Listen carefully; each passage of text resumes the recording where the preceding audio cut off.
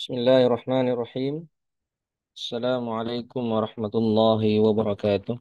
Waalaikumsalam warahmatullahi wabarakatuh. Alhamdulillahi wa kafa wassalatu wassalamu ala nabiyil mustafa alladhi la yantiqu anil hawa in huwa illa wahyun yuha wa ala alihi ahli sidqi wal wafa amma ba'd. فأسأل الله تعالى أن يمن لنا بعلم نافع والعمل الصالح وأن يفقهنا في الدين وأن يفتح لنا خطوط العارفين وأن يرزقنا الإخلاص في الأقوال والأعمال اللهم آمين. قال المصنف رحمه الله تعالى ونفعنا بعلومه في الدنيا والآخرة. الغسل. الغسل لغة السيلان، وشرعا سيلان الماء على جميع البدن بنية مخصوصة. Para ikhwah sekalian, azan ya Allah wa iyyakum, bisa antum lihat di kitab Yaqut Nafis ini, judulnya beliau memberikan harokat fathah, al-ghaslu. Sedangkan di penjelasan, di matan, beliau menyebutkan al-ghuslu. Menurut bahasa, yang paling afsah adalah al-ghaslu. Ghasala, yaghsilu, ghaslan. Ya, dari seperti fi'il akala, ya'kulu, aklan.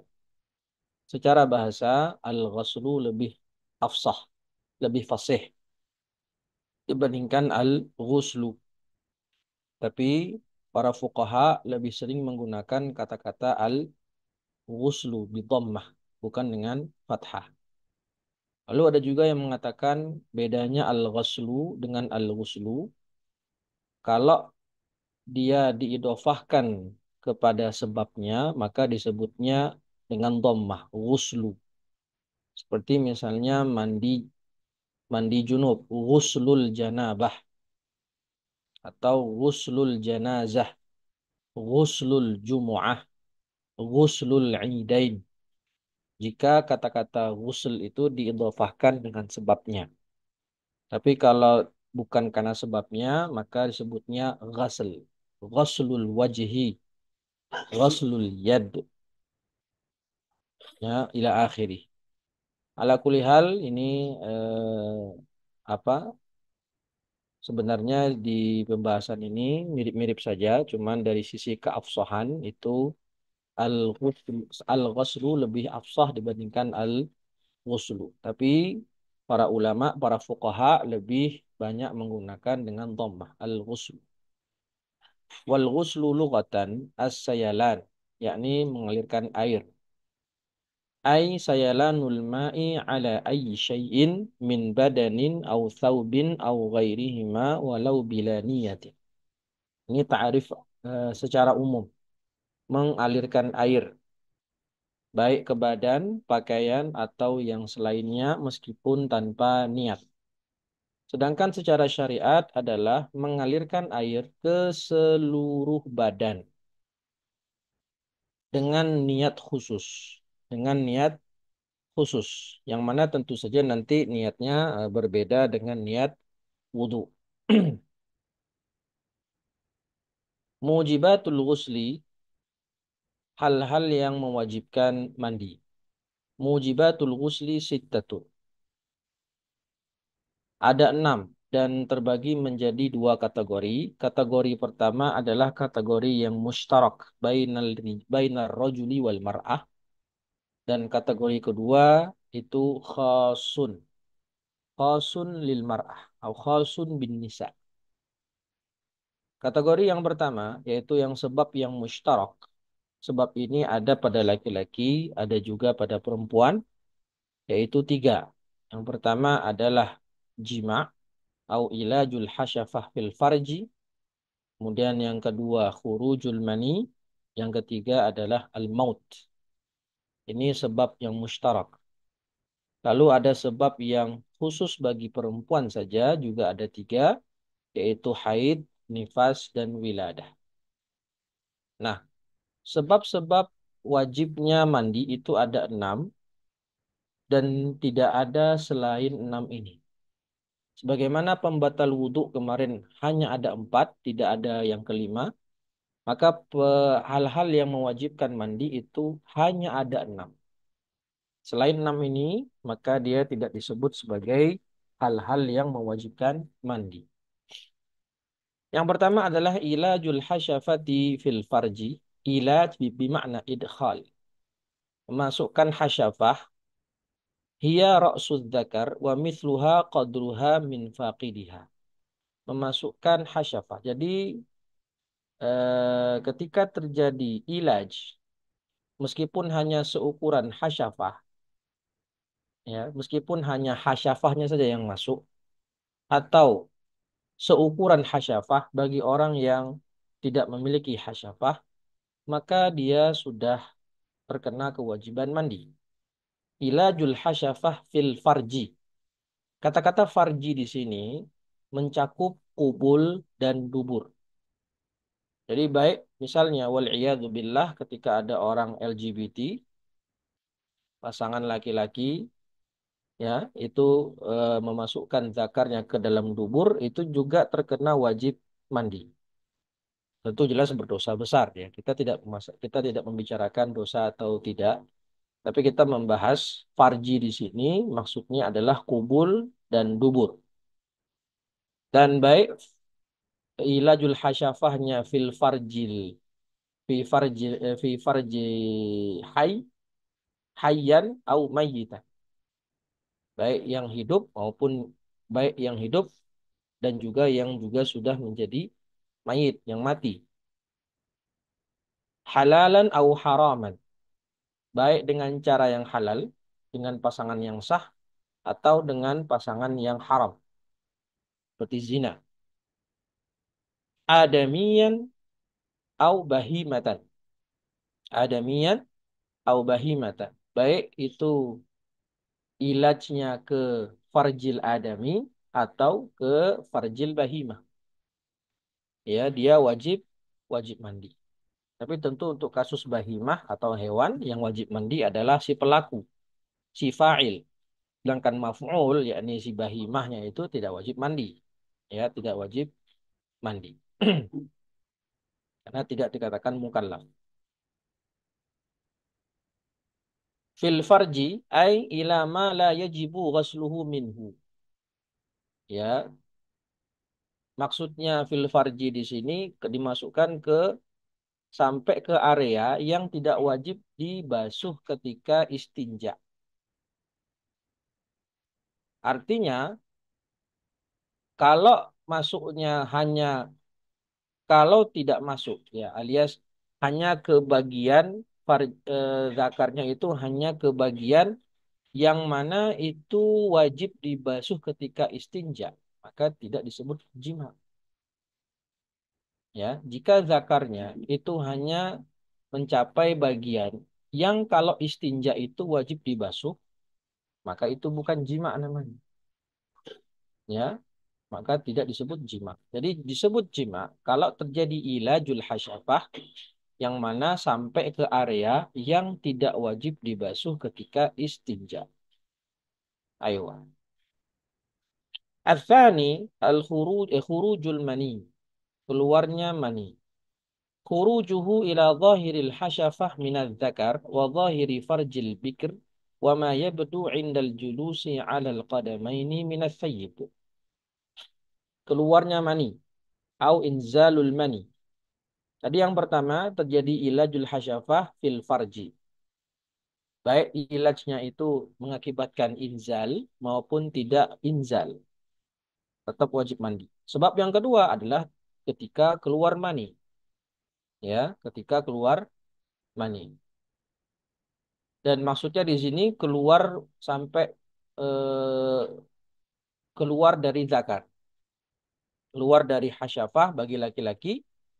Sedangkan bagi perempuan yang masih gadis, itu maninya keluar sampai keluar farjinya bagi gadis. Sedangkan bagi thayyib itu cukup ke jika maninya telah mencapai bagian yang kalau dia duduk itu terlihat. Jadi nggak harus sampai zahir untuk bagi thayyib, cukup jika maninya itu sudah mencapai bagian yang terlihat terbuka ketika duduk, maka itu sudah mewajibkannya mandi, ya, mewajibkannya mandi. Bikr itu adalah orang yang eh, belum, yang masih ada perawannya, sedangkan thayyib itu yang perawannya itu hilang karena sebab jima, ya, karena sebab jima, baik jimaknya halal maupun haram, maka disebut thayyib. Maka kalau ada orang yang, mohon maaf, bakarohnya hilang bukan karena jima, seperti karena kecelakaan atau yang lain, maka tetap disebut bikr, bukan disebut thayyib. Maka dari sini bisa kita dapat simpulkan, kalau ada orang, itu disebutkan dalam Nailur Roja, disebutkan itu, ada orang kalau mandinya ketika mau keluar tapi dia tahan, tidak jadi keluar, maka orang tersebut belum terkena kewajiban mandi. Dan apa itu mani? Wa huwa ma'un abyadun fakhin yu'rafu bitadaffuqin aw laddatin aw birihil ajini awit tal'i in kana rataban aw bayadil baydi in kana jaffat. Ini penjelasan tentang mani itu seperti apa ciri-cirinya. Mani itu satu, dia air warna putih dan kental yang diketahui atau yang muncul karena tadafuk atau ladzah, muncrat. Dan yang ketiga, itu baunya kalau basah seperti bau adonan roti gandum atau seperti tol'un nakhl, ya. Tol'un nakhil atau ta'un nakhl. Seperti ya kayak apa? Tol'un nakhl itu bisa antum lihat sendiri di Google, ya. Tol'un nakhil itu kalau kata orang itu kayak jantung pisangnya pohon kurma gitu. Dianggap seperti jantung pisangnya pohon kurma. Tol'un nakhil. Nah, ta'un nakhil itu berbau seperti mani jika dalam keadaan maninya itu basah. Dan kalau dia kering seperti putih telur. Lalu ada masalah di sini, kalau seseorang ragu-ragu ketika mungkin dia bangun tidur, yang keluar kemudian dia mendapatkan ada air di kemaluannya, lalu dia ragu yang keluar itu mani atau bukan. Apakah yang keluar itu mani atau madhi atau kencing atau apa? Maka dia boleh memilih, meskipun memilihnya biduni ijtihad, tanpa ada ijtihad. Fa in syaa'a ja'alahu maniyan wa ightasal wa lam yaghsil ma asabahu wa in syaa'a ja'alahu madyan wa tawadda'a faqat wa ghasala ma asabahu binajasatihi. Jadi dia boleh memilih nih. Ketika dia ragu-ragu dia, kalau ragu-ragu, kalau yakin itu mani, ya nggak ada pilihan menganggap itu madi. Jika dia ragu, yang keluar itu mani atau madhi, maka dia boleh memilih.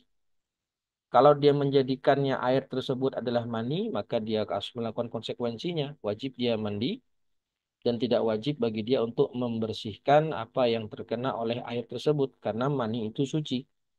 Dan kalau dia pilih itu sebagai madhi atau baul misalnya kencing, maka konsekuensinya dia tidak wajib mandi, dia berwudu saja dan wajib dia membersihkan, mencuci bagian atau benda-benda yang terkena air tersebut karena dia disebut najis. Watsalitsu al-haidu warrabi'u an-nifas. Sebab yang ketiga adalah haid dan yang keempat adalah nifas. Ini khusus bagi wanita. Dan maksudnya adalah wajib mandinya itu ketika haidnya sudah selesai, ketika nifasnya juga sudah selesai, bukan saat haid dia mandi. Yang kelima adalah wiladah. Ya, yang kelima adalah wiladah.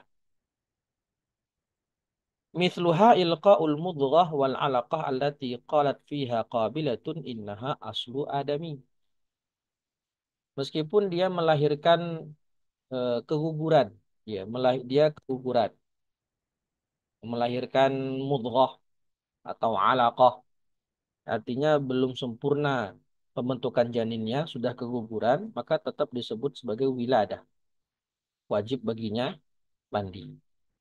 Dan apa bedanya penyebutan nifas dengan wiladah? Karena cukup disebut nifas sudah cukup, nggak perlu nyebut wiladah. Karena menurut ulama Syafi'iyah yang namanya wiladah itu bisa saja ketika wanita itu melahirkan dia tidak mengeluarkan darah. Bisa saja darahnya tidak langsung keluar pasca melahirkan, tapi bisa saja keluarnya 3 hari pasca melahiran, pasca lahiran, ya. Dan juga kata ulama, karena yang namanya al-walad maniyun munaqid, mani yang sudah berkumpul menjadi satu, maka yang namanya keluar mani itu kan wajib mandi. Itulah kenapa wiladah dikatakan wajib mandi, sebagaimana nifas.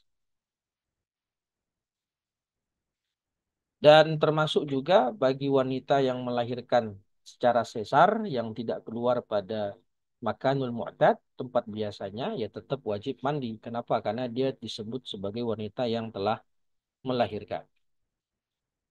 Yang keenam al-maut. Ai mautul muslimin alladzi laisa bisyahid. Ya, mautul muslim alladzi laisa bisyahid. Dan kematian itu mewajibkan mandi. Syaratnya yang mati, yang meninggal adalah muslim yang bukan mati syahid. Maka dari sini bisa kita ambil kesimpulan, orang kafir ketika meninggal, maka kita tidak wajib memandikan. Tidak wajib. Tapi boleh, boleh, boleh saja. Tidak wajib tapi. Atau yang meninggal muslim, tapi meninggal dalam keadaan mati syahid. Mati syahid di sini maksudnya adalah mati syahid dalam peperangan. Ya, mati syahid dalam peperangan melawan orang-orang kufar. Dan yang namanya syahid ada tiga. Syahid dunia akhirat, syahid dunia saja, dan yang ketiga syahid akhirat saja. Syahid dunia akhirat itu orang yang berjuang fi sabilillah li'i'la'i kalimatillah, meninggal dunia dalam medan jihad lawan orang-orang kufar. Ya, niatnya li'i'la'i kalimatillah. Betul-betul berjihad di jalan Allah. Sedangkan syahid dunia itu orang yang berperang melawan orang-orang kufar, tapi niatnya untuk mendapatkan ketenaran dunia dan ingin mencari ghanimah saja dan niat-niat duniawi lainnya. Itu syahid dunia saja. Sedangkan yang ketiga, syahid akhirat saja, yaitu orang yang meninggal seperti meninggal setelah melahirkan, karena melahirkan atau karena kecelakaan, tertimpa bangunan, tenggelam, tersambar petir, dan lain-lain, itu disebut syahid akhirat. Nah, syahid di sini yang tidak wajib dimandikan, yang tidak wajib dimandikan itu syahid yang mati dalam medan perang. Baik statusnya syahid dunia akhirat maupun syahid dunia saja. Sedangkan syahid akhirat seperti wanita yang meninggal karena melahirkan atau yang lain sebagainya tadi, itu disebut syahid akhirat saja dan dia tetap dihukumi wajib dimandikan sebagaimana jenazah yang lain. Walau siqtan lam tadhhar fihi amaratul hayah in balagha arba'ata ashhur. Begitu pula kalau yang ya ketika lahir itu janin, ya tadi kan disebutkan ya, wajib mandi, wajib mandi bagi wanita yang melahirkan meskipun dia keguguran, melahirkan janin yang belum jadi, baru berusia 2 bulan misalnya, lalu keguguran sekepan ya janin. Lam tadhar fihi amaratul hayah. Jadi ketika janinnya itu misalnya meskipun sudah terbentuk janinnya, misalnya baru 6 bulan, baru 4 bulan misalnya, baru 4 bulan, itu in balagha arba'ata ashhur, baru 4 bulan, lalu lahir anak itu dan sudah dalam kondisi meninggal dunia, maka tidak wajib dimandikan. Ya, tidak wajib dimandikan. Tapi kalau sudah berusia 6 bulan, ya, sudah berusia 6 bulan ketika lahir dan sudah dalam kondisi meninggal dunia, itu tetap dimandikan. Ya, tetap dimandikan. Kalau sudah usia 6 bulan ke atas ketika lahir itu tetap wajib dimandikan meskipun ketika lahir sudah dalam kondisi meninggal dunia. Berarti kalau ketika lahir, bayi tadi lahir, sempat menunjukkan tanda-tanda kehidupan, seperti gerak-gerak tangannya, atau dia sempat menangis, kemudian meninggal, ya, nggak lama kemudian dia meninggal, itu dihukumi seperti jenazah orang dewasa. Tapi kalau pas melahirkan, janinnya belum terbentuk, ya kayak baru berusia 40 hari atau 80 hari, baru berbentuk mudghah, yaitu tidak wajib dimandikan, cukup diambil kain untuk menutupi janin yang sudah keguguran tadi, lalu dikuburkan saja. Kemudian furudul ghusli, hal-hal yang eh, wajib atau fardu-fardu mandi. Wa furudul ghusli itsnan. Sedangkan wudhu ada 6, sedangkan mandi itu cukup 2 saja. An-niyatu wa ta'mimul badani bil ma. Yang pertama niat, dan bagaimana bentuk niat mandi, mandi wajib itu ada 6 di hasyiahnya itu, di hamisnya itu ada 6 cara niat mandi junub.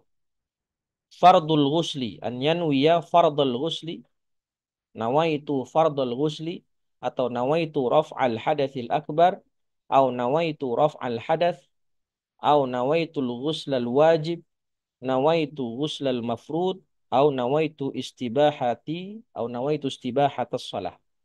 Ini semua niat kalau diucapkan ketika mandi junub, maka itu sah niatnya. Ya, tapi kalau cuma nawaitul ghusla, nah, kalau dia cuma nawaitul ghusla saja, itu tidak sah. Berbeda dengan wudhu. Wudhu kalau nawaitul wudhu itu sudah sah menurut sebagian ulama Syafi'iyah. Mengatakan nawaitul wudhu saja, bukan nawaitu fardal wudhu.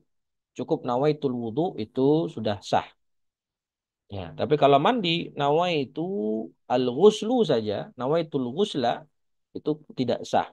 Harus paling tidak nawaitu fardal ghusli. Ya, nawaitu fardal ghusli. Maka tadi disebutkan biniyatin makhsusah. Bagaimana cara niat ketika mandi junub? Ini dia ada 7 macam, ada enam macam jenis niat yang kalau diucapkan salah satunya itu sudah mencukupi, sudah sah niatnya. Wa ta'mimul badani bil ma' ay isti'abu jami'ihi bil ma'i basharan wa dhufran wa sya'ran zahiran wa batinan in kathufa sy'r. Yang mengalirkan air, membasahi badan dengan air, membasahi seluruh badan tanpa terkecuali dengan air. Baik itu kulit, kuku maupun rambut, ya, luar maupun dalam. Maksudnya apa namanya? Rambut. Nah, zahiran wa batin kembali ke rambut. Baik rambut baik bagian luar rambut, bulu atau bagian dalamnya. Wa in kathufa sy'r, meskipun lebat bulunya. Wa hadza bi khilafil wudu. Kalau wudu kan itu kalau jenggotnya atau jambangnya lebat itu zahirnya saja yang wajib. Sedangkan yang batin itu mustahab. Ya, kalau saat wudhu itu ada pengecualian.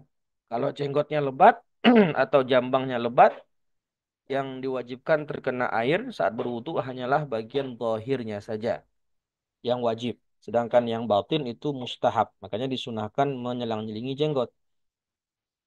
Tapi kalau dalam mandi, baik jenggotnya atau jambangnya lebat ataupun tipis, dua-duanya wajib terkena baik zahir maupun batin. Wa ma dhahara min anfin majdu'. Majdu' itu maqtu'. Atau ada orang yang hidungnya ini ada terpotong setengah. Sebagaimana para sahabat dulu kan ketika berperang itu hidungnya ada yang terpotong setengah. Maka bagian misalnya bagian kanan hidungnya ini udah nggak ada daun hidungnya, udah nggak ada hidungnya, udah kelihatan bagian dalam. Maka itu kalau mandi tetap wajib terkena air. Waman bati sya'ratin zalat, atau ya yang sudah mengalami kebotakan. ya, yang sudah mengalami kebotakan, ya tetap wajib dibasuh terkena air. Wa syukukun lam lam yakun laha ghaurun au umkun, atau kalau orang kakinya pecah-pecah, maka air tersebut harus masuk ke dalam pecah-pecahnya tadi selama pecah-pecahnya itu tidak sampai ke daging. Lam yakun laha ghaurun. Ghaurun. Kalau pecah-pecahnya sudah sampai ke daging itu kalau kena air perih kan, maka nggak wajib sampai ke situ. Tapi kalau pecah-pecahnya tidak terlalu dalam, tidak sampai memperlihatkan daging, maka wajib sampai masuk ke dalam pecah-pecah kaki tersebut. La batina anfin wal fam. Dan air ketika ta'mimul badan bilma ketika mandi junub itu capai eh, tidak harus mengena bagian dalam hidung. Kalau hidungnya normal, maka bagian dalam hidung nggak wajib terkena air. Begitu pula dalam mulut tidak wajib terkena air. Kecuali kalau dalam hidungnya ada najis atau dalam mulutnya ada najis, maka wajib dia membersihkan bagian dalam tersebut. Wa aqdi sya'rin in aqada binafsihi. Atau ada rambut orang itu yang tiba-tiba dia mengikat sendiri. Ya, ada rambutnya itu yang tiba-tiba terikat dengan sendirinya. Bukan dia yang mengikat. Tapi rambutnya itu mungkin agak gimbal atau agak bergelombang. Tiba-tiba dengan sendirinya dia terikat sendiri. Maka biasanya bagian yang terikat itu kalau disiram air nggak akan masuk air ke dalamnya. Maka ini ma'fu. Kecuali kalau dia yang mengikat rambutnya sendiri. Dia kepang misalnya. Nah, maka ketika mandi wajib, kalau dipastikan air itu tidak akan masuk ke dalam ikatannya itu, kecuali dengan dilepas, maka wajib melepasnya. Maka dikatakan di sini, wajibu naqdu dhafair idza tawaqqafa wusulul ma'i ila batiniha alaihi. Wajib melepaskan ikatan rambut kalau airnya itu dipastikan tidak akan masuk ke dalam rambutnya tersebut, kecuali dengan melepasnya. Karena tadi alasannya di antara rukun mandi harus membasahi seluruh tubuh, baik kulit, kuku maupun rambut. Zahiran wa batinan. Syurutul ghusli, syurutul ghusli hiya syurutul wudu'i as-sabiqah. Sama seperti syarat wudhu yang sudah kita bahas di pertemuan-pertemuan sebelumnya. Wa sunanul ghusli. Nah, tadi kan rukun wudhu, rukun fardu. Rukun mandi itu cuma ada dua. Artinya jika seseorang sudah melaksanakan dua rukun tadi, ya dia mandinya sah. Bagaimana orang kalau berendam dalam bathtub, berendam dia, meskipun berendamnya tanpa sabun sama sekali, ya yang penting seluruh badannya sudah terkena air, ya, atau dia menyelam ke dalam umbul dengan niat dengan niat raf'ul janabah, maka sudah sah mandi wajibnya, ya, sudah sah mandi wajibnya. Nah, di sini kalau mau mendapatkan pahala lebih banyak, ya kita amalkan sunnah-sunnah mandi. Sunnah-sunnah mandi itu banyak. Di antaranya yang pertama al-qiyam, ya, dengan berdiri, ya, karena lebih memudahkan untuk supaya air membasahi seluruh tubuh. Sunahkan sambil berdiri. Yang kedua menghadap kiblat, karena yang namanya mandi itu ibadah dan asyraful jihah dalam ibadah adalah kiblat. Wal wudu. Yang ketiga adalah wudu. Wudu di sini niatnya apa? Wudu di sini. Apa niat wudu di sini? Yang Sunnah kedua. Apa niatnya di sini wudunya? wudhu sunnah Wudu sunnah. Sunnah apa? sunnah Sunnah mandi. mandi. Sunnah mandi. Nah, eh, jadi kalau kata Syalabib itu di penjelasannya itu mengatakan kalau orang ini dia berkumpul di dirinya dua hadas. Ada hadas kecil ada hadas besar. Maka dia ketika wudhu ini, dia niatnya yanwi bil wudhu'i raf al hadatsil asghar. Ya, misalnya ya orang melakukan jima suami istri kan di situ berkumpul hadas kecil dan berkumpul hadas besar. Jadi ada hadas kecil, ada hadas besar. Maka ketika dia berwudu untuk mandi junub ini, wudunya itu niatnya mengangkat hadas kecil. Tapi kalau di dirinya hanya ada hadas besar saja, ya, di dirinya hanya ada hadas besar saja. Seperti orang yang mimpi basah, dia tidur dalam kondisi duduk mutamakin. Kita ingat kemarin duduk mutamakin ya. Dia tiduran sambil duduk, tiduran sambil duduk. Nah, tahu-tahu mimpi terjadi inzal. Maka orang ini hanya terkena hadas besar saja di tubuhnya. Ketika dia hanya hadas besar saja, tidak ada hadas kecil, maka wudhu jadi situ, wudhunya adalah wudhu untuk niat sunnah mandi. Ya, niat wudhu di situ, niatnya untuk melakukan salah satu sunnah-sunnah mandi. Jadi tidak mengangkat hadas kecil, tapi wudhunya untuk mengamalkan salah satu sunnah mandi.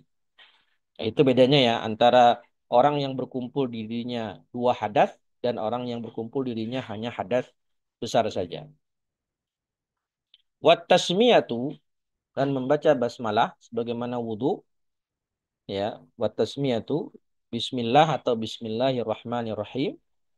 Wa ta'ahudul ma'atif yaitu memperhatikan lipatan-lipatan di area tubuh yang mana tadi berkonsekuensi di rukun tadi kan harus mengalirkan ke seluruh tubuh.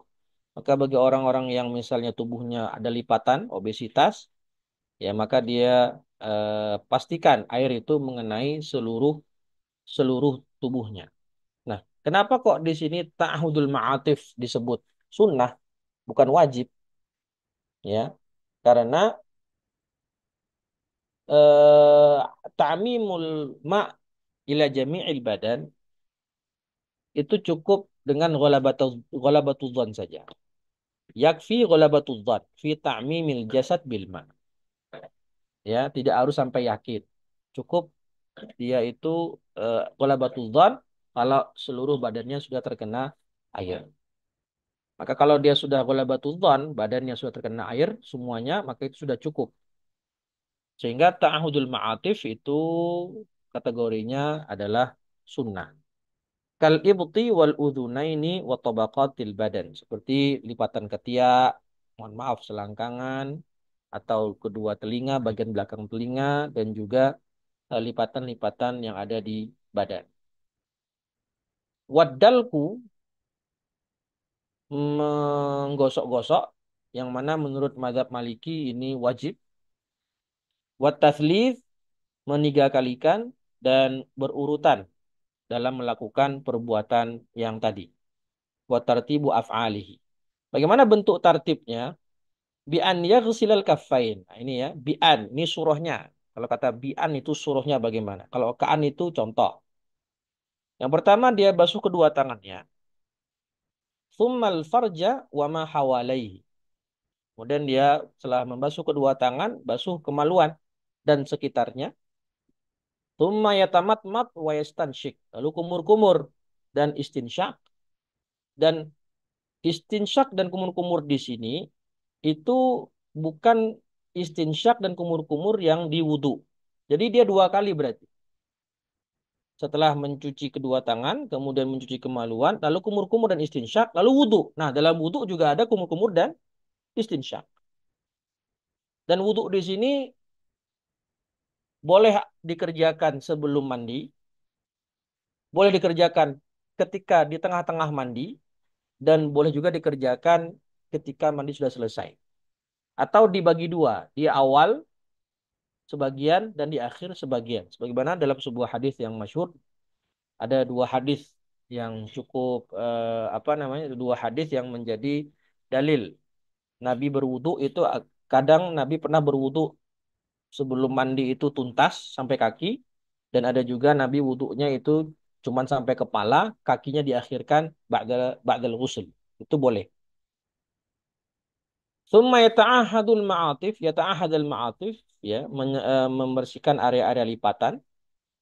Thumma yufidha al-ma'a 'ala ra'si, lalu menyiramkan air ke kepala sambil sambil di apa namanya? Dipijit-pijit kepalanya, ya, sambil dipijit-pijit kepalanya supaya airnya itu membasahi sampai ke ujung rambut.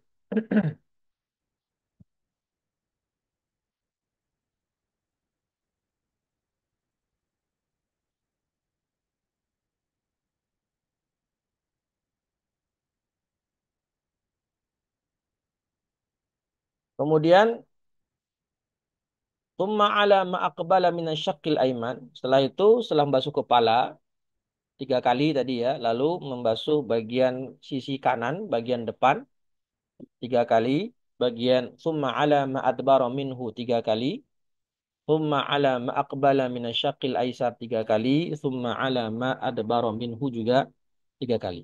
Ini urutan mandi sunnah yang sempurna, yang mendapatkan pahala sempurna sebagaimana mandinya Nabi Sallallahu Alaihi Wasallam.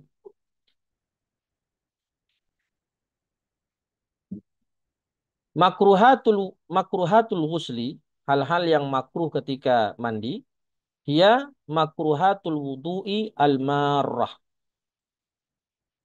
yaitu hal-hal yang makruh dalam berwudu yang sudah kita bahas di pertemuan sebelumnya, ya. Makruhatul wudu ya seperti tidak melakukan tayamun, tidak kumur-kumur istinsyak dan lain-lain. Sama seperti wudu. Tapi ada tambahan di sini di catatan kaki. Wa yukrahu lil junubi al-aklu wasyurbu wan naumu wal jima'u qabla ghaslil farji wal wudu. Dimakruhkan bagi orang junub, makruh ya. Itu setelah dia junub, dia makan, minum, tidur atau jima' lagi sebelum dia melakukan mandi, sebelum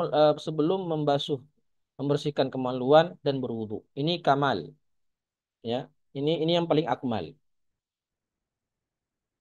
Wa yahsulu aslu sunnah bi ghaslil farji faqat walau lam yatawadda. Jadi kalau dia habis junub mau makan, bagusnya dia cuci kemaluannya dulu, ya.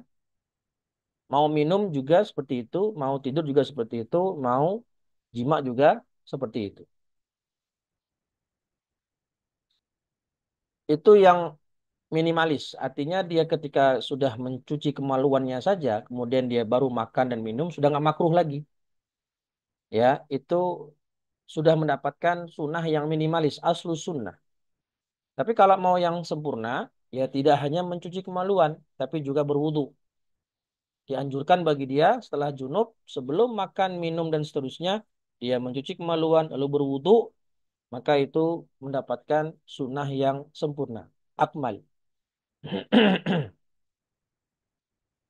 Taib. Ada yang mau ditanyakan dulu? Ustadz, kalau soal boleh tanya soal janin yang tadi Oh Ustadz iya, sedikit monggo. menyentuh.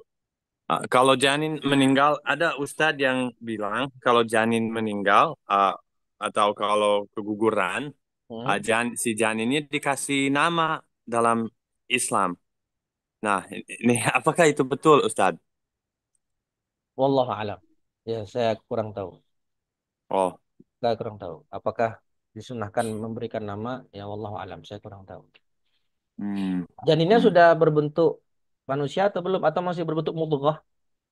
Masih sudah berbentuk manusia, tapi belum ya mungkin belum sempurna, tapi sudah lewat yang apa? Sudah berbentuk istilahnya. Oh ya, sudah Dibentuk. berbentuk manusia ya. Sudah terbentuk tubuhnya gitu ya. Ada yang mengatakan nanti di surga kan dipertemukan. Ayo.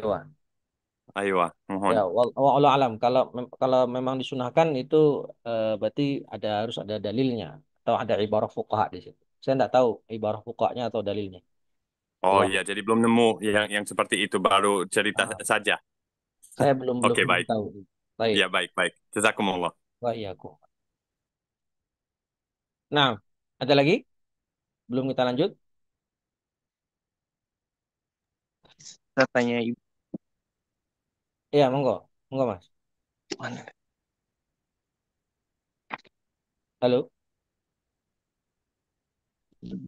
Sebentar, saya bertanya ibarat tadi. Ya, nanya apa? Ya,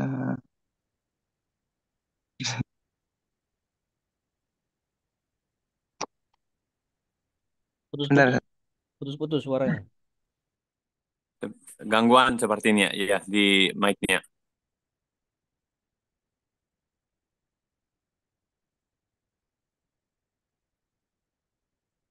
Nah, nanti aja nanti Nanti saya ya. tanya.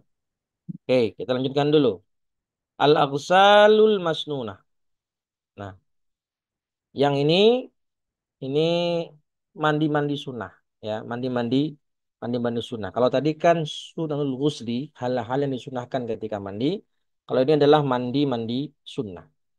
Kalau di matan Abu Suja itu ada 10 kalau tidak salah.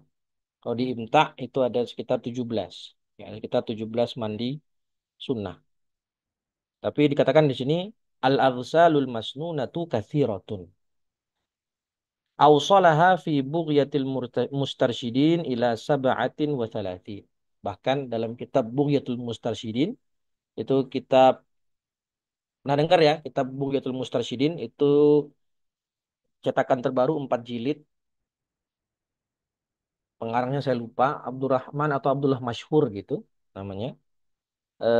Ini kitab yang mana berisi kumpulan fatwa-fatwa ulama mutaakhirin. Sekitar ada 6 atau 7 fatwa dikumpulkan dalam satu kitab, Bughyatul Mustarsyidin. Dikatakan dalam kitab tersebut bahkan ada sekitar 37 mandi sunnah. Masya Allah. Ya, ada 37 mandi mandi sunnah. Yang masyhur diantaranya adalah ghuslul jumu'ah. Nah, ghuslu al-jumu'ah. Wa afdaluha. Wala yusannu illa limuridil hudur wa yadkhulu waqtuhu bitulu'il fajri shadiq wa yantahi bil ya'si min fi'lil jumu'ah. Menurut qaul jadid, ini yang mu'tamad, mandi sunnah yang paling utama adalah mandi Jumat. Yang mana disunahkan untuk orang yang menghadiri sholat Jumat. Baik itu laki-laki maupun perempuan. Karena dia mandinya ini li ajli sholah. Maka hanya disunahkan bagi orang yang berangkat sholat Jumat.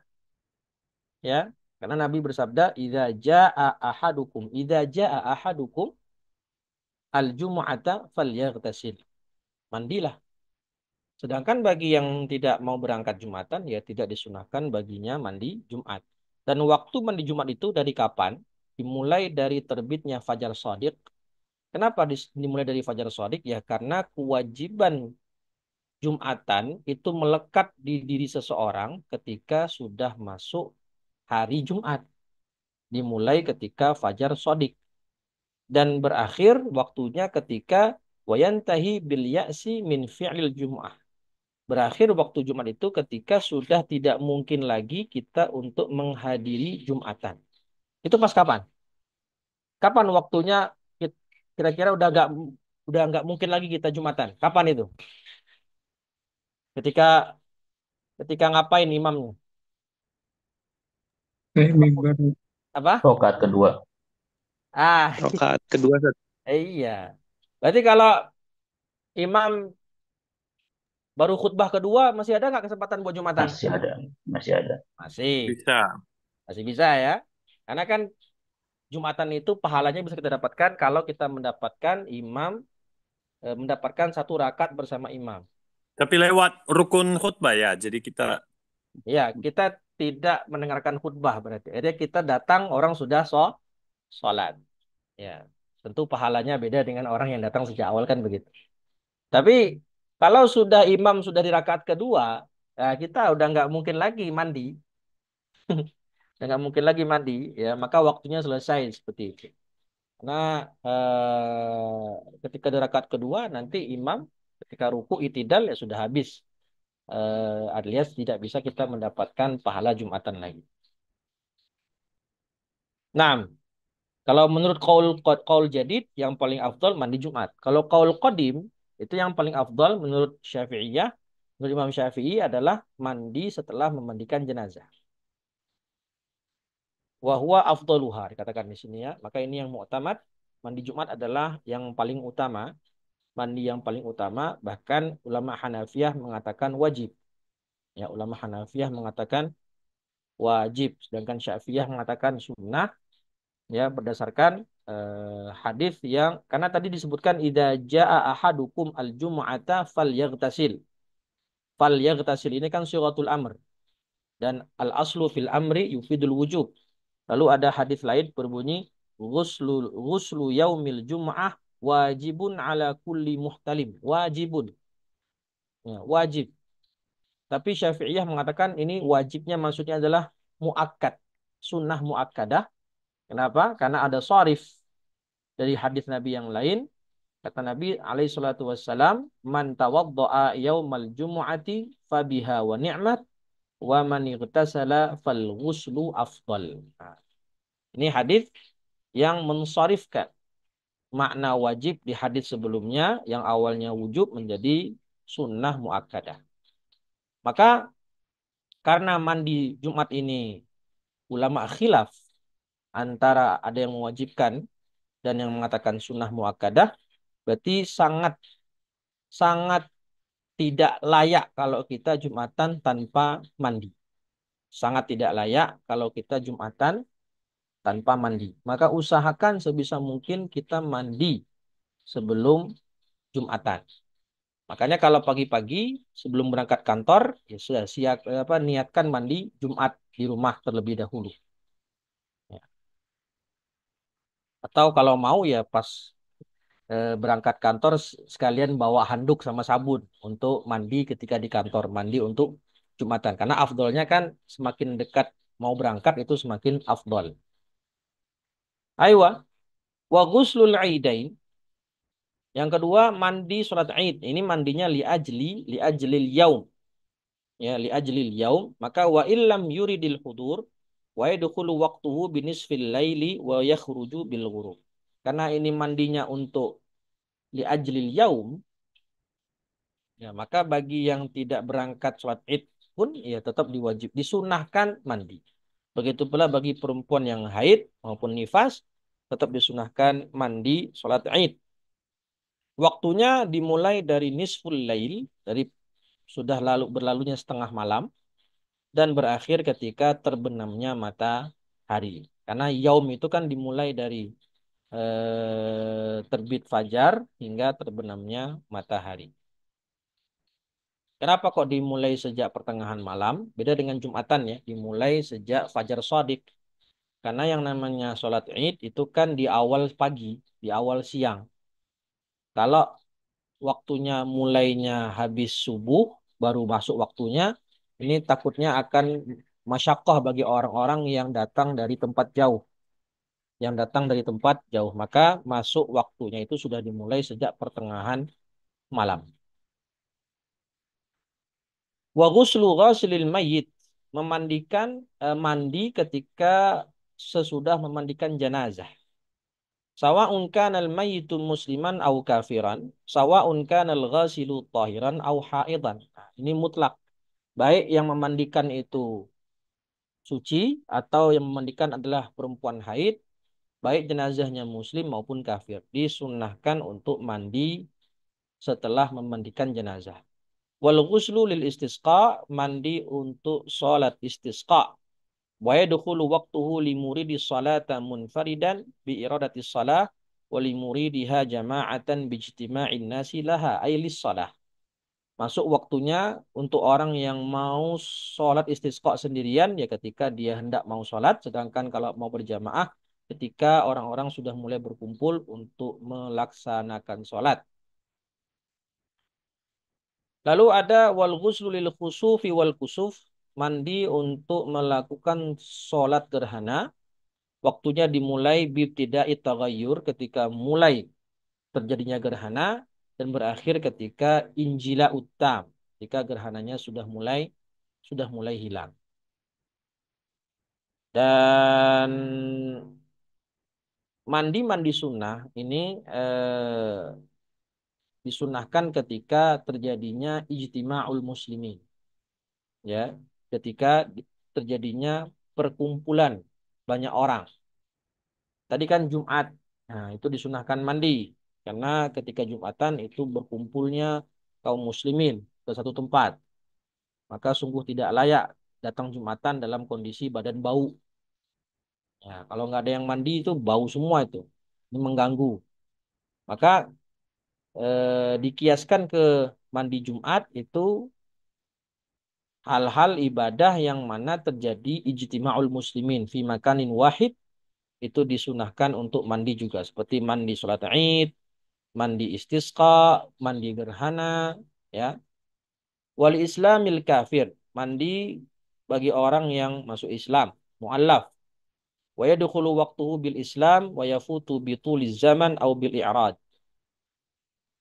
Ketika dia masuk Islam, maka disunahkan baginya untuk segera mandi.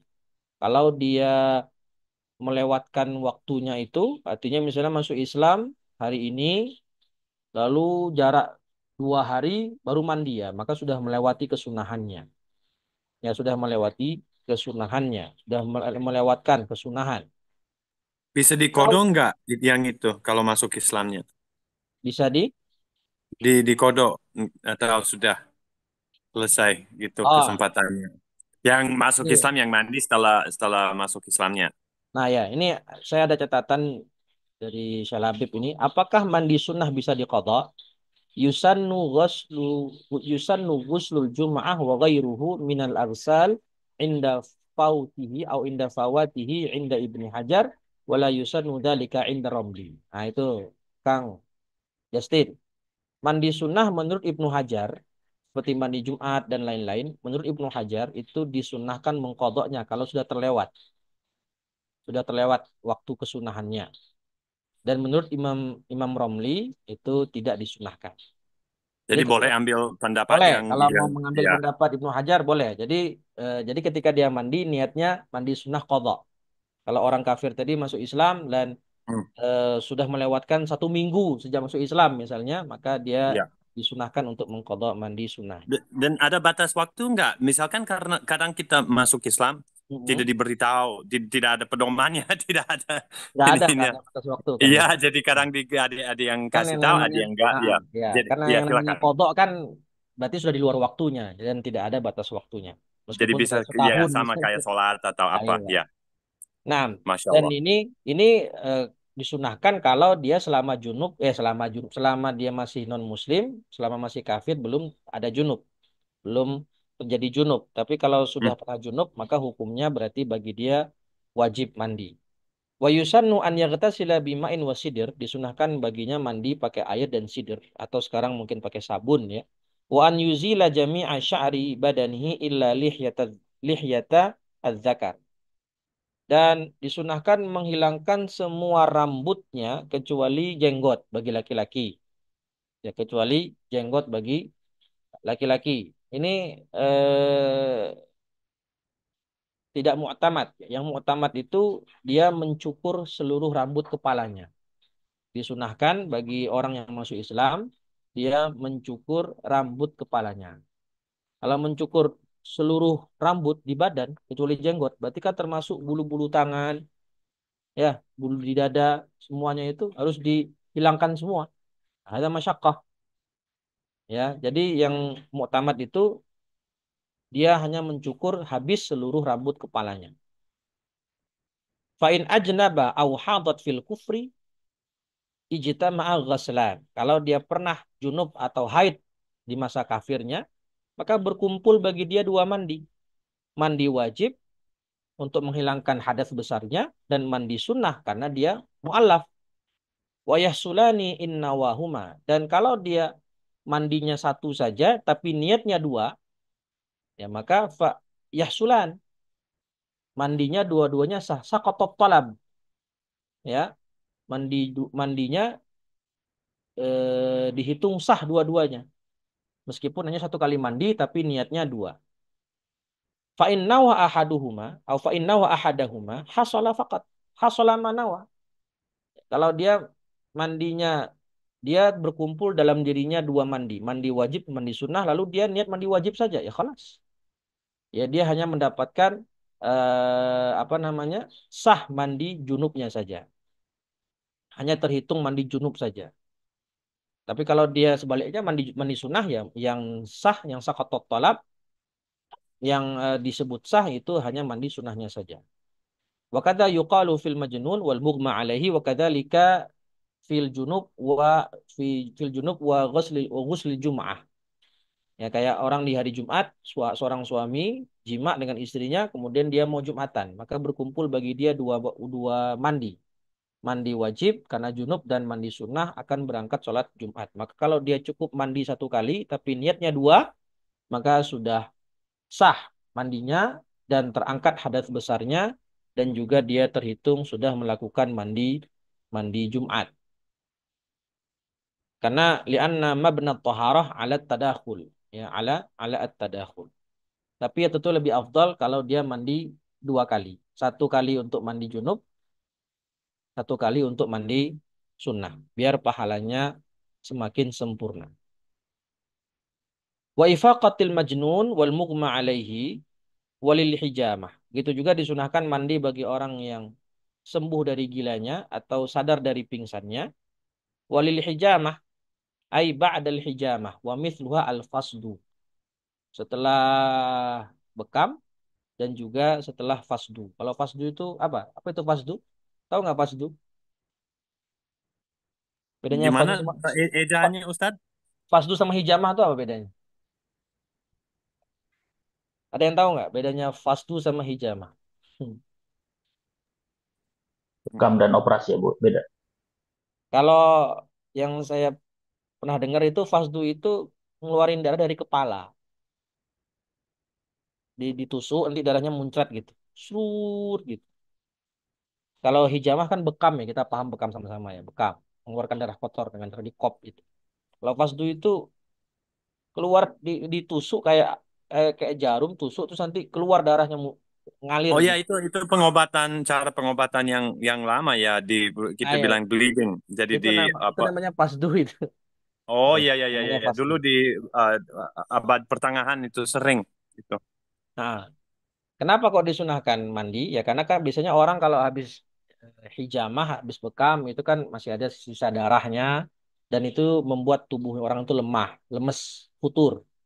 Maka dengan mandi itu kembali yujad didun nasyal. Tapi kalau saya bekam, biasanya kata yang bekam, jangan langsung mandi ya Pak, katanya. Ya nggak? Kalau kita bekam itu kata yang bekam, jangan langsung mandi gitu. Paling nggak kasih jeda waktu 3 sampai 4 jam baru mandi. Walidukhulil masjid. Masuk masjid disunahkan mandi. Pertanyaannya, masjid apa? Masjid apa di sini? Walidukhulil Umum Zat. masjid disunahkan mandi ketika masuk masjid. Masjidnya masjid apa ini? Masjidil Haram, Umum Zat. Dari ibarahnya kata al, apa tuh maksudnya al itu? Al masjid Istighraqul jinsi Zat. istighraq ya. Maka dari lafaz ini, wallahu Semua alam, masjid berarti. semua masjid. Iya, semua masjid disunahkan kita mandi setiap mau masuk masjid, masjid apapun itu. Ya, kalau dalam kitab Ikmalut Tadris dikatakan tasyrifan lahu wa ta'ziman li'annahu baitullah wa mahallul ibadah. Sebagai bentuk pemuliaan kita kepada masjid karena dia baitullah dan tempat untuk ibadah. Kalau dalam matan Abu Suja itu sebutnya apa? Mandi untuk Masjidil Haram ya, masuk Masjidil Haram atau Masjid Nabawi, khusus masjidnya. Ya, kalau di sini repot juga ya kalau mau masuk masjid mandi, masyakoh nggak? Masuk masjid apapun gitu, mandi. Setiap masuk masjid mandi. Ya, ada masyakoh Ya, juga. ya tapi kadang orang sekarang paham mandi kita harus pakai sabun, kita harus keramas kan tidak begitu juga kan jadi. Ya karena Tidak terlalu ah, tidak mandi terlagu itu sulit kan juga ya Ustaz. rukun mandi Takmimu kan cuma badani dua. bil ma'i Ya, wa niyah. ayo. Tapi kalau menurut saya pribadi ya, kalau masjidnya di sini masjid tanpa kecuali, semua masjid, ya, repot juga ya. Setiap mau masuk masjid apapun itu, Iya sih. misalnya kita sholat subuh di masjid dekat rumah, nanti sholat apa namanya, sholat zuhur di masjid Zuhur kantor, mandi, asar mandi, maghrib mandi. masyakoh juga, agak repot juga. Ya.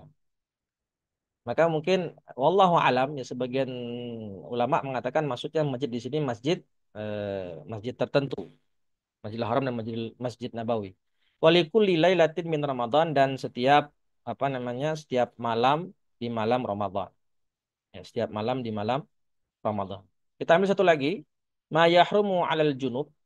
Yahrumu 'alal junub sittatu asya, as-salatu wat tawafu wa massul mushaf wa hamluhu. Nah, ini sudah dibahas di pembahasan ma yahrumu 'alal hadas.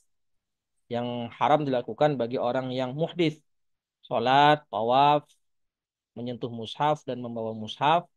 Nah, tambahannya wal lubsu fil masjid. Lubsu itu ya berdiam di masjid atau taraddud berkeliling-keliling masjid.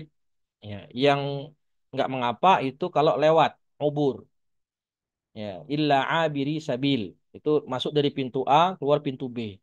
Bagi orang junub tidak masalah. Kalau melewati saja itu tidak masalah diperbolehkan, tidak haram. Tapi yang haram itu al-lubsu wa taraddud fil masjid. Dan haramnya di sini bagi muslim mukallaf dan ghairu ma'dzur. Ya, nanti di catatan kaki disebutkan di situ. Jadi kalau orang kafir junub boleh nggak masuk masjid? Boleh. Orang kafir junub masuk masjid boleh. Ya, karena kalau tidak boleh repot ya. Karena orang kafir bisa nggak tidak junub? Bisa nggak hilang junubnya? Nggak bisa kan? Orang kafir selama dia masih Nggak bisa, kafir, dia junub terus mandi. Apakah sah mandinya? Ya, tidak nggak sah. nggak sah ya. Masyakoh. Ya, kapan dia bisa masuk masjid kalau begitu? Untuk dapat hidayah misalnya masuk masjid. Maka yang haram masuk masjid ini bagi orang muslim dan mukallaf. Artinya kalau sobi itu meskipun eh, junub atau orang gila junub ya maka tidak mengapa masuk tidak haram. Dan ghairu ma'dzur ya ghairu ma'dzur itu kalau dia misalnya dikatakan di catatan kaki itu ghairu ma'dzur au khafa minal khuruji minhu au ka'an ughliqa alaihi masjid. Dia ketiduran di masjid, kemudian mimpi basah, lalu pas bangun masjid itu terkunci. Atau dia bersembunyi di masjid untuk menghindari bahaya tsunami misalnya.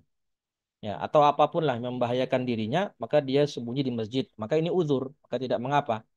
Wa illa jazalahul muksu lahu. Kalau ada uzur itu tidak mengapa bagi dia untuk al-muksu fil masjid. Wajib bagi dia tayamum dengan debu selain debu masjid. Maksudnya debu yang mana itu sudah menjadi wakaf. Tapi boleh dia tayamum dengan debu yang nempel di dinding-dinding masjid yang kena terbawa angin dan lain semisalnya. Wala yahrumu al-lubsu 'alal kafiri was-sabi wal majnun al-muksu fihi mutlaqan. Tadi. Jadi yang haram untuk lubsu di situ adalah muslim, mukallaf dan yang tidak ada uzur. Yang terakhir wa qiraatul Quran bi qasdil qiraah. Ini ada 4 keadaan. Orang junub diharamkan baca Quran kalau dia qasdul qiraah faqat. Dia membaca ayat Quran dengan niat qiraah saja atau membaca ayat Al-Quran dengan biqasdil qiraah wa biqasdi dzikir misalnya. Ya, dia niat zikir plus qiraah maka juga haram. Tapi kalau dia membaca Quran, membaca ayat Al-Quran, niatnya zikir saja, seperti membaca ayat-ayat yang ada zikirnya, ya, Rabbana atina fid dunya hasanah ila akhir, maka tidak mengapa. Atau ketika ceramah mengutip ayat, lagi junub ceramah, mengutip ayat Quran, tidak masalah. Atau ketika berkisah, tidak masalah. Atau ketika at-tahaffudzu wa tahassun, menjaga diri, tidak masalah. Dan kalau atlaqa, Dia tidak niat apapun, tidak niat qiraah dan tidak niat zikir, tidak niat qiraah dan tidak niat apapun. Jadi atlak yaqra begitu saja, maka juga tidak diharamkan. Jadi ada empat keadaan. Kalau qasdul qiraah saja haram atau qasdul qiraah wa ghairul qiraah juga haram. Yang ketiga qasdu dzikir au misluha itu tidak mengapa dan juga kalau atlaqa itu juga tidak mengapa, tidak diharamkan. Wallahu a'lam bissawab. Ustaz, izin tanya Ustaz, Oke, yang monggo Pak. terkait tadi orang kafir masuk masjid, berarti boleh ya Ustaz, kecuali Masjidil Haram. Yang dulu heboh masjid, Kalau ya, Masjid Masjid Istiqlal gitu. Masjidil Masjidil Haram itu ada kekhususannya, ada hadisnya yang khusus. Dilarang masuk Masjidil Haram. Ya, ada hadis khususnya. Jadi tidak bisa kita masukkan ke keumuman tadi. Gitu nggak Pak? Karena kan kalau di Baik. Makkah kan kalau udah masuk komplek haram itu nanti kan ada tulisannya itu. Non Muslim not allowed gitu kan. Dilarang masuk. Soalnya kemarin yang heboh di Masjid Istiqlal itu kan, ini kok Hmm. memang boleh masuk masjid kan gitu. Iya, ya, kan Presiden Amerika Obama pernah masuk kan ke Masjid Istiqlal, keliling-keliling malah atau Paus kemarin Paus Franciscus itu masuk. Bukankah mereka junub? Junub kan? Pasti itu junub itu. Ya nggak mungkin nggak junub ya. Pasti junub itu. Ya, maka boleh masuk masjid. Kecuali Masjidil Haram ya. Masjidil Haram itu ada khususan sendiri kan memang ada hadis Nabi sendiri yang melarang. Kalau setiap masjid beda-beda, Ustadz mulai sholatnya nanti yang diiktibar habisnya kesunahan untuk mandi yang mana Ustadz? Oh, ini mandi Jumat ya, jangan ini ya. Ya Mas Ahmad ya. Ini mandi Jumat ya pertanyaannya. Iya, Ustaz. Mandi beda-beda. Ya masjid yang mau dia tuju yang mana? Ya Kalau buat perempuan sunnah nggak, Ustaz? mandi Jumat. Ya sama sunnah. Iya. Sunnah. Nah, itu itibarnya gimana, Ustaz? Bagi perempuan yang mau Jumatan, Kalau yang nggak Jumatan nggak sunnah nggak mandinya. disunahkan. Itu untuk mandi mandi Id baru disunahkan.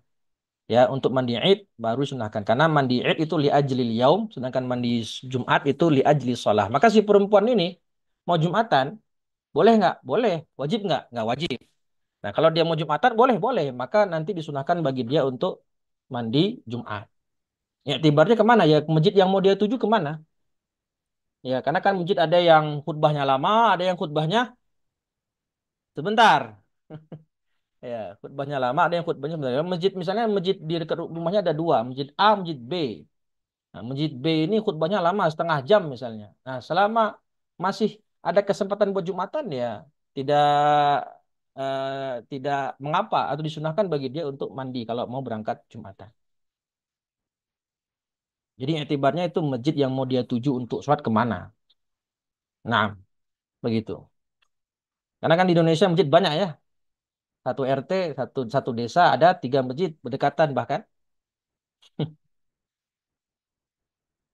Semuanya melaksanakan sholat Jumat.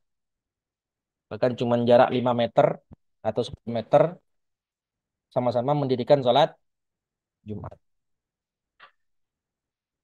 Ustaz, Ayo, maksud ibarah di Islamul oleh Islami kafir itu yang yakutu bitul zaman atau bil irad ini dia kembali lagi tadi ke kafiran yang itu gimana? ya kembali ke, jadi ada orang masuk Islam. Nah, waktu kesunahannya itu sampai kapan? Itu loh. Waktu kesunahan mandinya itu sampai kapan?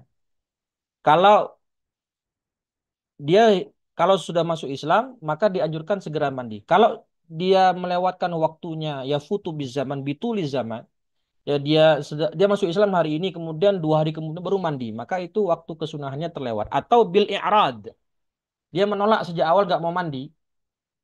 Memang sejak awal masuk Islam dia nggak usah mandilah gitu. Kalau memang misalnya dia tidak ada junub ya, tidak ada junub, dia nggak mau mandi, ya maka sejak saat itu kesunahannya hilang, ya food terlewat kesunahannya. Tapi tadi dikatakan boleh bagi dia untuk mengqadha, ya menurut Imam Ibnu Hajar boleh bagi dia untuk mengqadha. Kalau misalnya dia kenapa saya nggak mandi kemarin ya, mandilah sekarang, mandi dia untuk Islamul kafir tadi setelah masuk Islam. Nah, maka itu mandinya qadha diperbolehkan, disunahkan menurut Ibnu Hajar, sedangkan Romli tidak mensunahkan kalau sudah terlewat waktu kesunahannya. Itu begitu penjelasannya, wallahu a'lam. Ustaz, izin tanya kan, Monggo Mas yang Pur. pertama yang barusan mandinya orang kafir ini sunahnya karena sunah masuk Islamnya atau sunah karena sebelum masuk Islam dia apa junub? Itu yang pertama. Yang kedua kan, kalau ada perempuan junub belum Hmm. sempat mandi tiba-tiba datang apa haid, setelah bersih Hmm. dia mandinya 2 kali atau cukup sekali? Terima kasih Ustaz. Yang pertama, mandinya ini karena kafirnya atau karena yang lainnya? Karena dia masuk Islam. Ya, karena dia Islamul kafir. Disunahkan, mandi sunnahnya ya. Disunahkan bagi dia karena dia masuk Islam. Ya, disunahkan bagi dia mandi karena dia masuk Islam. Di sini ada hadisnya ini. Nomor 2. Li hadis Qais bin Asim anna sallallahu alaihi wasallam annahu aslama fa amarahu nabiyyu an yaghtasila bima'in wa sidrin. Jadi ada sebuah riwayat dari Qais bin Asim bahwasannya annahu aslama, dia masuk Islam dan Nabi memerintahkannya untuk mandi dengan air dan sidr. Jadi kesunahan mandi ini bagi orang yang masuk Islam karena dia masuk Islam. Sunnah mandi bagi dia. Karena perintah dari Nabi alaihi salatu wassalam. Ya. Itu kalau tadi saya katakan, kalau dia tidak memiliki junub ketika masih dalam keadaan kufur. Kalau dia dulu junub, ya berarti berkumpul bagi dia 2 mandi. Mandi junubnya dan mandi untuk menghilangkan hadas besar dan mandi setelah dia masuk Islam. Yang kedua, tadi apa? Dia junub, terus Junub, belum mandi, kemudian datang belum haid. mandi, datang Hmm, haid. Nah, datang setelah haid. bersih dia ini, atau dia harus mandi saat haid atau Ah, nunggu setelah bersih, mandinya sekali atau 2 kali? Terima kasih. ya, nggak mungkin dia mandi saat haid karena hadasnya masih ada. Berarti dia nanti nunggu haidnya selesai, berarti nanti berkumpul bagi dia 2 mandi kan? Satu mandi wajib, 2 mandi wajib bahkan ya. Mandi wajib karena junub dan mandi wajib untuk menghilangkan hadas besar. Maka berkumpul bagi dia 2 mandi. Nah, apakah cukup bagi dia 1 mandi saja? Cukup. Dengan 2 niat tadi. Ya, 1 niat mandi junub, 1 niat mandi mengangkat hadas besar. Atau niatnya mandi raf al hadasil akbar. Nah, maka sudah terangkat dua-duanya itu. Karena sama-sama hadas besar kan, junub dengan hadas haid. Maka cukup 1 mandi alias ketika dia 1 mandi saja dengan 2 niat tadi sudah mencukupi.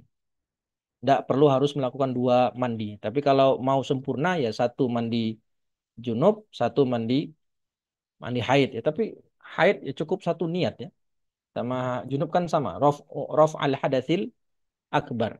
Jadi kalau dia niat nawaitu raf al hadatsil akbar ya sudah terangkat dua-duanya. Cukup 1 mandi saja. Dan nggak bisa dia mandi ketika kondisi haid. Nggak bisa. Kenapa? Karena hadas besarnya masih ada. Wallahu a'lam. Gitu Mas Pur. Nah, Ustaz, jazakumullah khair. Oh iya Ustaz, aku. ibaroh yang Hmm. labatini anfin wa akdi sya'rin in akoda binafsi, Ayo. itu wa akdi sya'rin in akoda wawunya atau ke la apa gimana Ustaz? Ke labatin. La batina anfin wal fam alias tidak wajib membasuh bagian dalam hidung dan Wala akdi wala sya'rin gitu. iya wala yajibu itu dan tidak wajib juga membasahi mentamim ya membasahi bagian rambut yang memang terikat dengan sendirinya. Oh, oke. Ya begitu gitu, cara bacanya. Nah, wallahu a'lam bishawab. Saya kira cukup. Kita lanjutkan insya Allah di pertemuan berikutnya masuk ke bab najasah insya Allah. Demikian semoga bermanfaat. Kurang lebihnya mohon maaf. Nakhtatim bilhamdalillah wa du'a kafaratul majlis. Alhamdulillah rabbil alamin. Subhanakallahumma wa bihamdika asyhadu an la ilaha illa anta astaghfiruka wa atubu ilaik. Assalamualaikum warahmatullahi wabarakatuh. Waalaikumsalam warahmatullahi wabarakatuh. Jazakumullah Ustaz, matur nuwun.